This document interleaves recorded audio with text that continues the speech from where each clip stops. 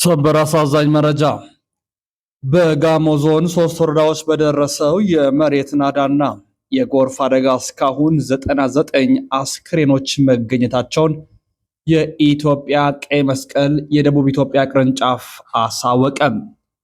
ቀይ መስቀልም የመጀመሪያውን የሰብአዊ ድጋፍ ስፍራ ላይ ተገኝቶ ለተጎጂዎችም ድጋፍ ማድረጉ ታውቋል። ይህ አሳዛኝ በሀገራችን ኢትዮጵያ የሰማነው መሪር መረጃ ነው። ዋይ ታሳ ጋሞም ከዚህ ጋር የተገናኘ መረጃ እናስደምጣለን። ብፁዓን አበው ሊቃነ ጳጳሳትን ጨምሮ በርካቶችም ሀዘናቸውን ገልጠዋል። ከፍተኛ የመንግስት አስተዳዳሪዎችም ወደ ስፍራ ማምራታቸውን የታወቀው ጥንክሩ በእጃችን አለ። ወደ ዝርዝሩ ነው።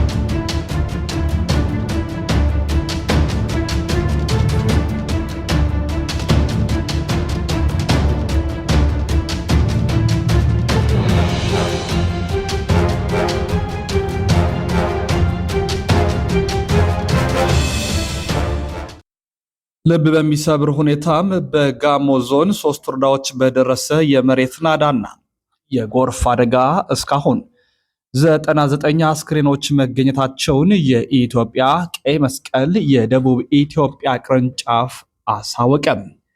ቀይ መስቀል የመጀመሪያውን የሰብአዊ ድጋፍ ስፍራው ላይ ተገኝቶ ለተጎጂዎች ማድረሱ ታውቋል። ዋይ ታሳ ጋሞም ያደግናም ታታሪ ህዝብ ዛሬ በድንገተኛ መከራ ተመቶ መሬት አፏን ከፍታ ውጣው ስትበላው ማየት እንዴት ያማል። ረዳት ለመሆን የወንድሙን አስክሬን ለማውጣት በደቦ የወጣው ያ ምስኪን ህዝብ እርሱ አብሮ ካፈር በታች መቅረቱ የህመሞች ሁሉ ህመም ነው። ምድር ሆይ ለምን እንዲህ ጨከንሽ?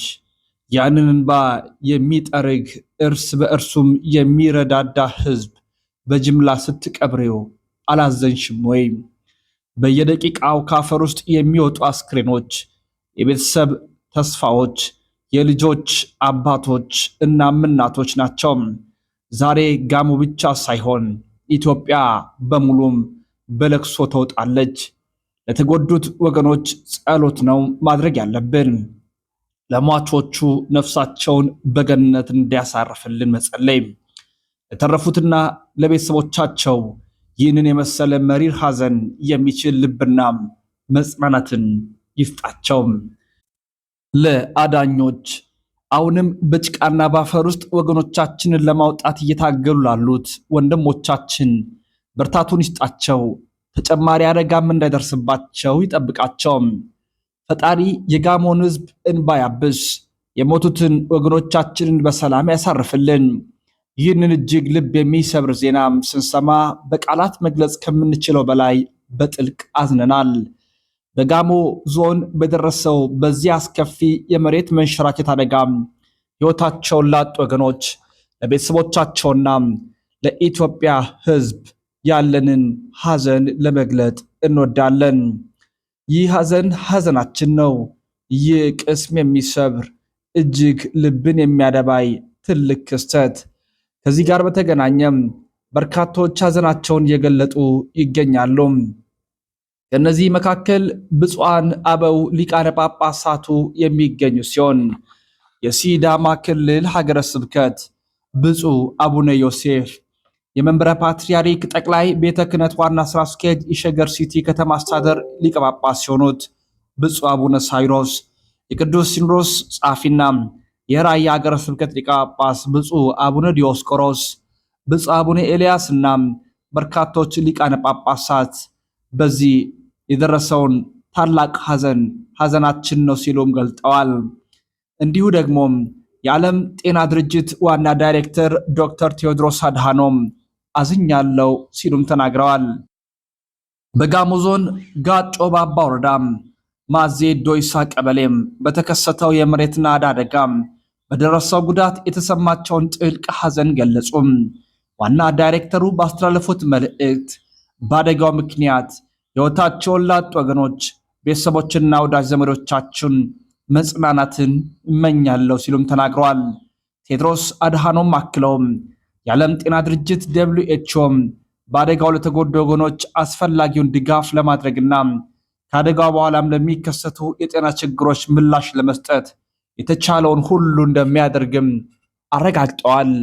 ይህ ሐዘን እነሆ በበርካቶች ልብ ውስጥ የሰረጸ ሲሆን ከነዚህ መካከል የኢፌዴሪ የሕዝብ ተወካዮች ምክር ቤት አፈ ጉባኤ አቶ ታገሰ ጫፎም በጋሞ ዞን በተከሰተው የመሬት ናዳ አደጋ ጉዳት የደረሰባቸውን ወገኖችን በስፍራው ተገኝተው አጽናንተዋል። የኢፌዴሪ የሕዝብ ተወካዮች ምክር ቤት አፈ ጉባኤ ታገሰ ጫፎም በክልሉ በጋሞ ዞን በተለያዩ አካባቢዎች የደረሰውን የመሬት ናዳ አደጋን ተከትሎ ጉዳት የደረሰባቸውን ወገኖች በስፍራው በመገኘት አጽናንተዋል። በዞኑ ደጋማ ወረዳዎች የጣለው ከፍተኛ ዝናብን ተከትሎ የተከሰተው የመሬት ናዳ አደጋ በሰው ሕይወትና በንብረት ላይ ከፍተኛ ጉዳት ማድረሱ ይታወቃል። አፈ ጉባኤ ታገሰ ጫፎ በደረሰበት ስፍራ ተገኝተው በአደጋው ጉዳት የደረሰባቸው ቤተሰቦችን በማጽናናት በተከሰተው ድንገተኛ የመሬት ናዳ አደጋው በጠፋው የውድ ወገኖቻችን ሕይወትም የተሰማቸውን ጥልቅ ሐዘን ገልጸዋል። የክልሉ ከፍተኛ የሥራ ኃላፊዎችም በስፍራው ተገኝተው በአደጋው ምክንያት ባለፈው የወገኖቻችን ሕይወት የተሰማቸውን ጥልቅ ሐዘን በመግለጽ በአደጋው ወዳጅ ዘመዶቻቸውን ላጡ ሁሉም መጽናናትን ተመኝተዋል። ይህ እጅግ የሚያስነባ ነው። ይህ ልብን የሚሰብር ነው። ይህ አንገትን ዝቅ እንድናደርግ የሚያደርግ ነው። ቢሆንም ሐዘኑ ሐዘናችን ነው። ለሞቱት ነፍሳት ነፍሳቸውን በደጋጎቹ እቅፍ እንዲያሳርፍልን እንመኛለን። ይህ ሐዘን እነሆ ዛሬ ቆመ አይደለም የሚቀጥል ነው እንጂ እንዲህ አይነት ተፈጥሯዊ አደጋዎች በድንገት ይመጣሉ። እግዚአብሔር አምላክ እንዲያቆም እንመኛለን። ከዚህ በኋላም ስላለውም የአደጋ ስጋትም በተለይም በወቅቱም የአርባ ምንጭ ዙሪያ ወረዳም ጸጥታ ቢሮም ህብረተሰቡ ጥንቃቄ እንዲያደርግም መልእክት ማስተላለፉ ይታወሳል። ከዚህ ከሰማነው አሳዛኝ መረጃ መካከል እናትና 2 ልጆች በመሬት መንሸራተት ሕይወታቸው ማለፉም ተሰምቷል። በደቡብ ኢትዮጵያ ክልል በጋሞ ዞን ቦንኬ ወረዳ የላ ቀበሌ ኮሬ ተብሎ በሚጠራው ንዑስ ክፍል በተከሰተው የመሬት መንሸራተት አደጋ ምክንያትም የአንድ ቤተሰብ 3 አባላት እናትናም 2 ልጆችም ሕይወታቸውን አጥተዋል።